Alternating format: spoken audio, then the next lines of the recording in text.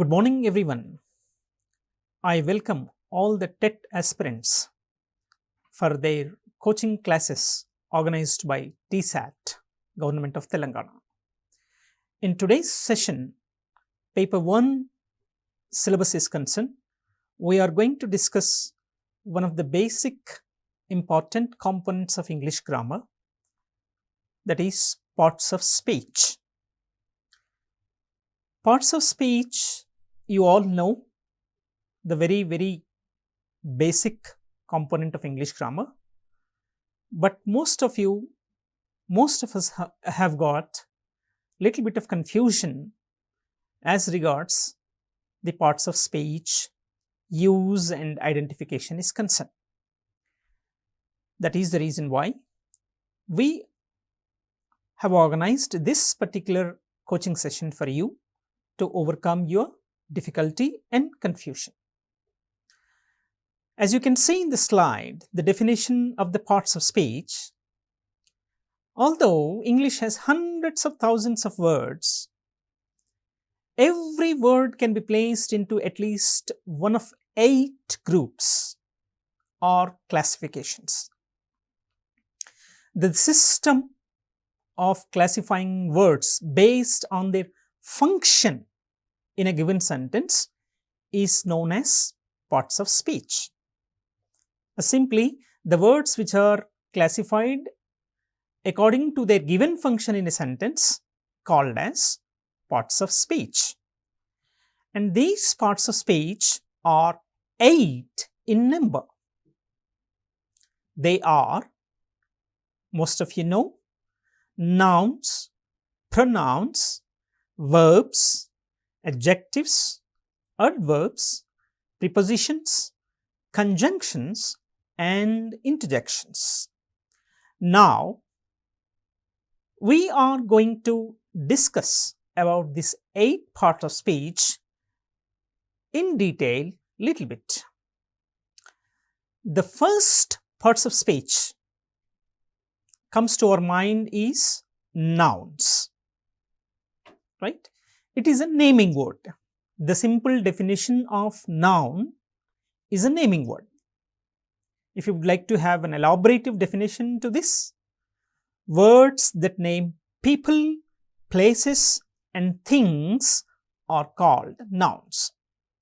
If you come across any word in the sentence related to people, related to places and things, they are supposed to be identified as nouns. Now we can see, as we have discussed, words that name people, places and things are called nouns. The following table lists a variety of nouns. As I told you, things will have several things again, like animals, objects, substances, actions and measures, like this, and qualities also. Now you see, I have given you 3 examples to each and every category. There are umpty number of examples, and it is not possible for us to give all the examples in this brief session. So I gave you some of the instances or the examples by which you can follow them. See, people, cashier, carol, boys. Places, province or state, New Brunswick or Hyderabad, New Delhi, India, etc., Telangana, lake, ocean, sea, something like this. So these are the instances for people and places. Now we look at things. The first comes here, animals, cat, dog, lion, all these things, etc., etc. Dalmatian, one of the breeds of dogs. Bug is also one of the examples for these animals. There are umpty number of examples, right? The animals which are existing on this earth come under this category called nouns itself. Now you see, objects, fork, television, car, pen, book, camera, computer, etc., etc., etc. Now see substances, iron, air, gold, etc. Actions, a race, the dance, etc., etc. Then we have measures, kilogram, centimeter, day. Qualities, happiness, honesty, beauty, sad, etc., etc. Now you see, we will get into the details of this topic nouns. Nouns can be found anywhere in a sentence. In a sentence, you will have one noun, two nouns, three nouns. Most sentences contain several nouns. Only the thing is that you need to identify whether it is a name of a person or name of a place or any thing, and name of a thing kind of thing, right? So according to this classification itself, it would be easy for you to identify the category of that particular word in a sentence or a paragraph. I will give you one little bit clue to identify the noun here. One way to find noun is to look for the little words that what we call as articles. A, an, the, something like that, right?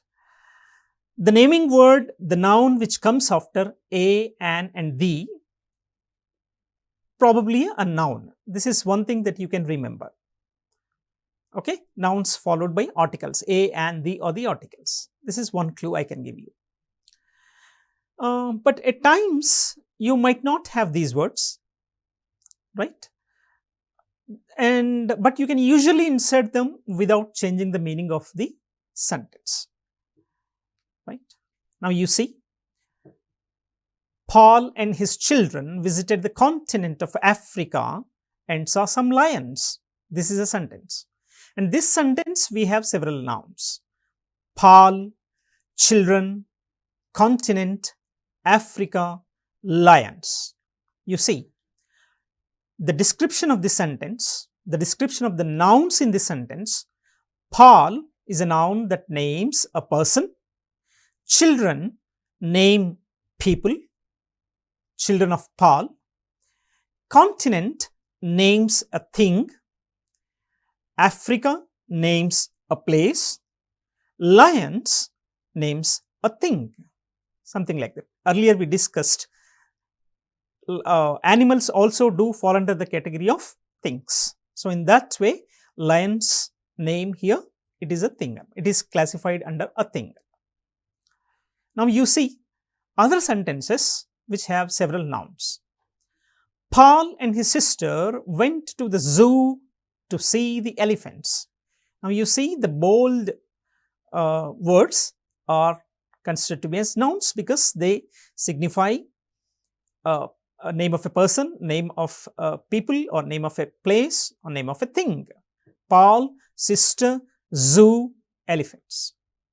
Her lawyer bought an old house in Moncton last year.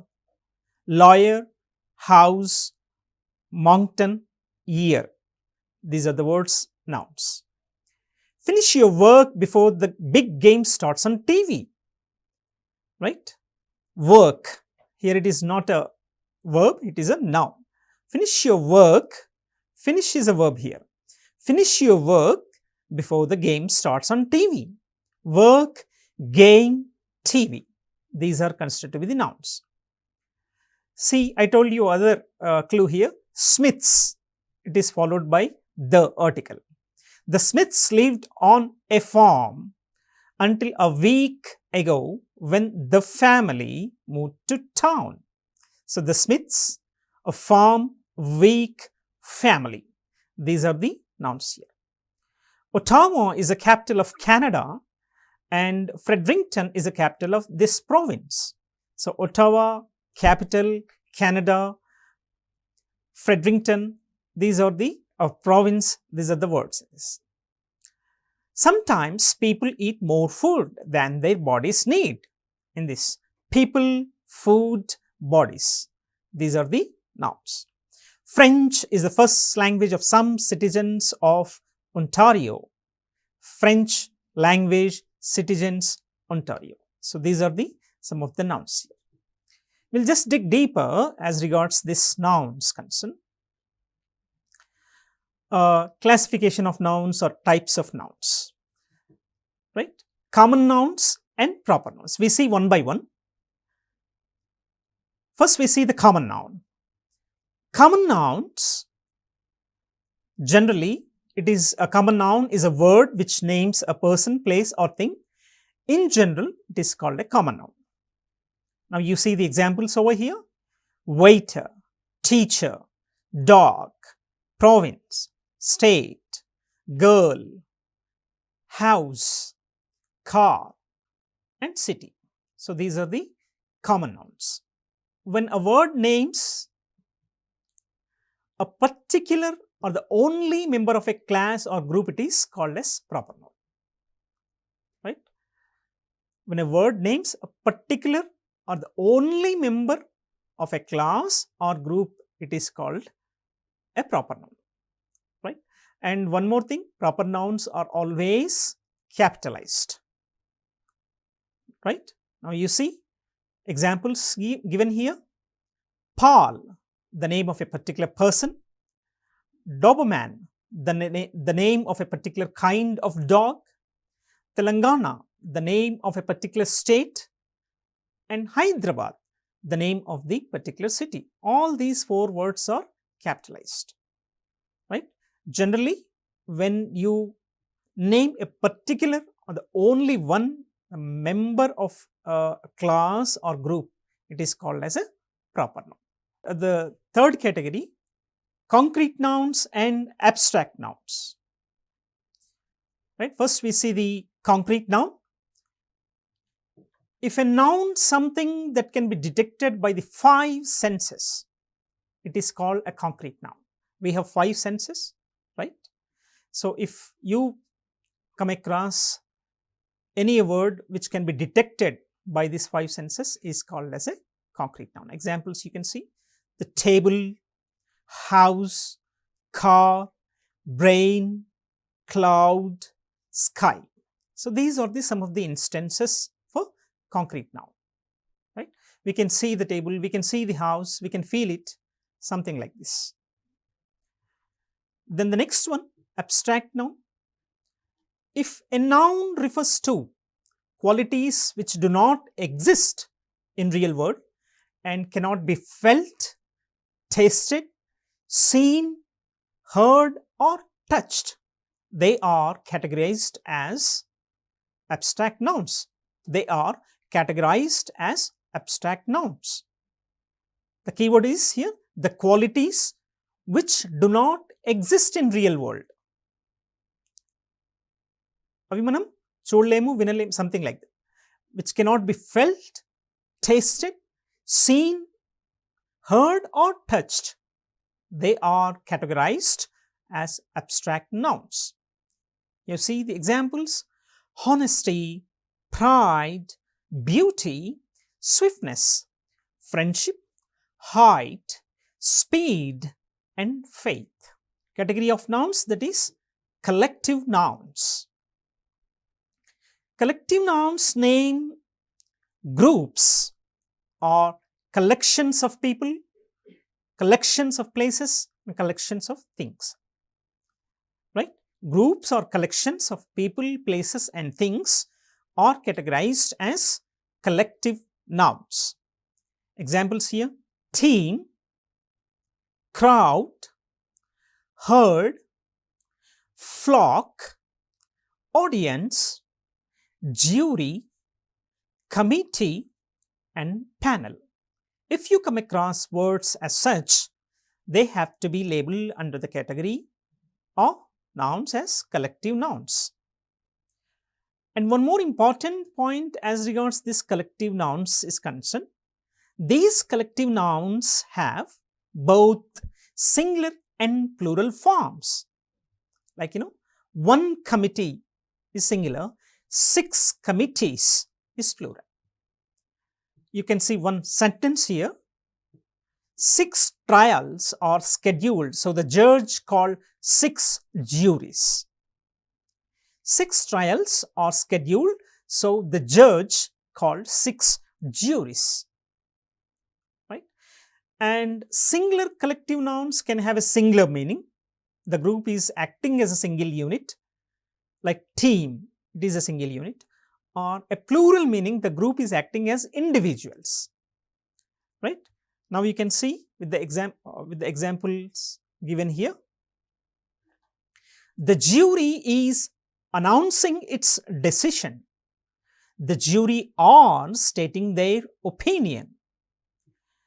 In this, the jury is announcing its decision. In this first sentence, the jury is acting as a single unit.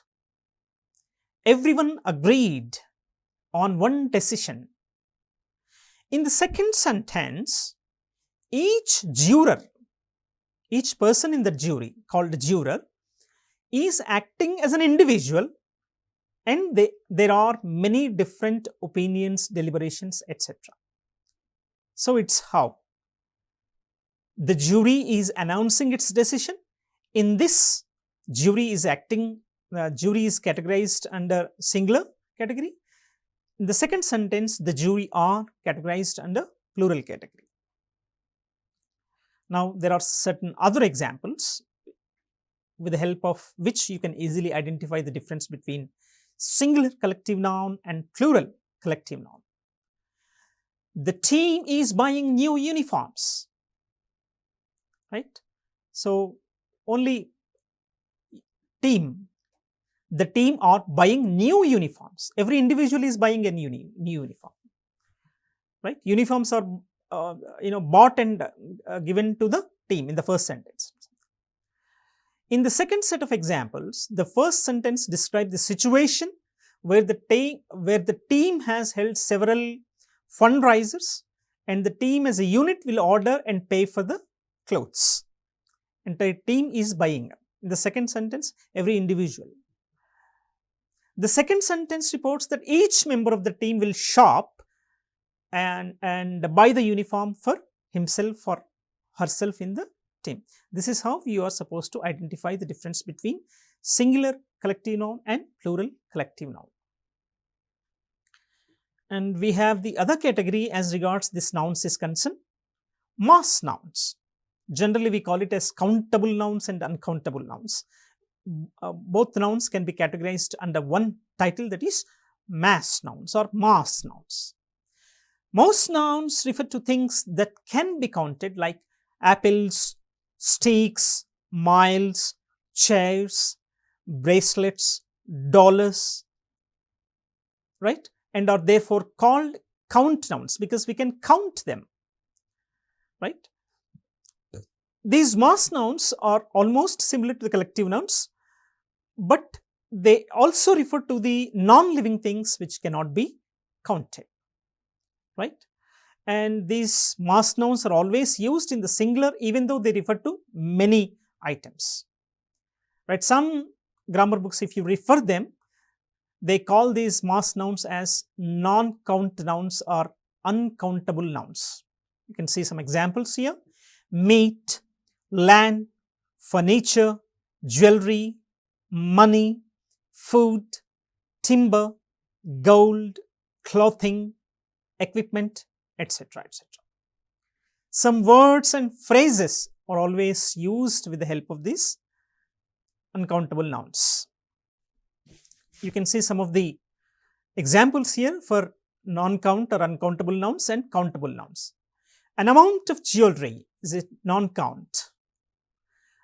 A number of rings, countable noun. A little meat, uncountable. A few steaks, countable. Some furniture, non-count. Several chairs, count. Less clothing, non-count. Few shirts, count. Right? So, we'll move on to the other aspect of nouns. Nouns may be singular, referring to one, or plural, referring to more than one. Referring to more than one. Right? here we can observe, we can change the form of the nouns by adding yes in the end, so that they become plural. Most nouns can change their form by adding yes, letter yes, when they are plural. You see, boy, it is singular, S stands for singular. Boys, it is P stands for plural. Boy is singular and boys is plural. Teacher is singular, teachers is plural. Just like that, we have added yes to the teacher so that it becomes plural. We have added yes to boy, it becomes plural. So in that way, we can identify the difference between singular and plural. We'll move on to the other category of nouns. They are called as possessive nouns. Okay. Common and proper nouns can sometimes be further classified as possessive nouns. A possessive noun shows ownership, belongingness, or that something is a part of something else, right? They are easy to find in a sentence because they are always include an apostrophe, right? These possessive nouns are always indicated with the apostrophe. If apostrophe comes, you can easily categorize those nouns under the category of possessive nouns. Now, there are certain rules which you can see in this table, rules for forming possessive forms of nouns, right? Here condition and how the possessive form is going to be formed. Some examples. If a noun is singular and does not end in s, the noun should not end in s and it should be singular, right? So what is the possessive form that we are going to have? Simply add an apostrophe plus yes, apostrophe and yes to that root noun. See the example here. The neighbor is a root word. Now we have put an apostrophe here and added yes. So it is going to be changed as the neighbor's car, right? It shows, it indicates that that car belongs to the neighbor, the neighbor's car. Now the child's toys. Child is a root word, root noun, and it is not ending with yes. So what is that possessive form that we are going to do? We should add apostrophe and yes. So the child plus apostrophe plus yes, the child's toys. Gloria's career, New Brunswick's art, something like that. Now second condition to form these possessives, if a noun is singular and ends in yes, right, be guided by the way you say the word, right? See, if a new syllable is formed in the pronunciation of the possessive and add apostrophe plus yes. So we'll try to identify in this. Doris store, Doris store. So this is pronunciation. My boss approval, my boss approval. Dennis's car, witness's description, something like this, right? If adding an extra yes would make the word seem awkward or hard to pronounce, add only an apostrophe, right? Ending with yes, and if you are going to add apostrophe plus yes, if the pronunciation is going to be little bit odd, then we have to add only one apostrophe. John Hastings store. It is not John Hastings's store. Simply John Hastings store. Here in the earlier case, it is the pronunciation is not going to change. Doris stores. My boss approval. Dennis's car. Witness's description. But here John Hastings's. So it is little awkward. So we are going to add only one apostrophe. John Hastings store. Jesus parables, Philip's farm, Mary Parsons' garden, something like this. This is one condition that you should remember. The third condition is, if a noun is plural and already has an s at the end. Earlier we discussed about noun singular, but we are going to discuss something about plural. If the noun is plural, how would we go about? If a noun is plural and already has s in the end, so add only an apostrophe like the earlier case. Students' lounge, witness story, librarians' club, the Jones party, the ladies' room, something. If a noun is plural and does not end in s, add apostrophe and yes. Oxen's hooves, men's chair, plural, men is plural, then possessive, we have to add apostrophe and yes. Men's choir, women's wear, children's toys. So these are some of the rules which you can remember. So this is what we have discussed little bit about nouns. Now let us sum up these nouns. Nouns is the very basic parts of speech in English grammar. It's the noun generally tells us about the names of people, places and things. We have given several examples here: people, places and things. In things you should remember animals, objects, substances, actions, measures and qualities are also going to fall under. Nouns can be found in anywhere in a sentence. This is already we have discussed. Most sentences will have multiple nouns, right? This is also we have discussed. There are different types of nouns: common nouns, proper nouns, concrete nouns, abstract nouns, collective nouns, countable and uncountable nouns called as mass nouns, right? And singular and plural we have got, possessive nouns we have got, and the rules for the possessive nouns. I hope we have detailedly discussed about the noun and its information. In the coming session, we are going to discuss some other parts of speech remaining. Thank you very much.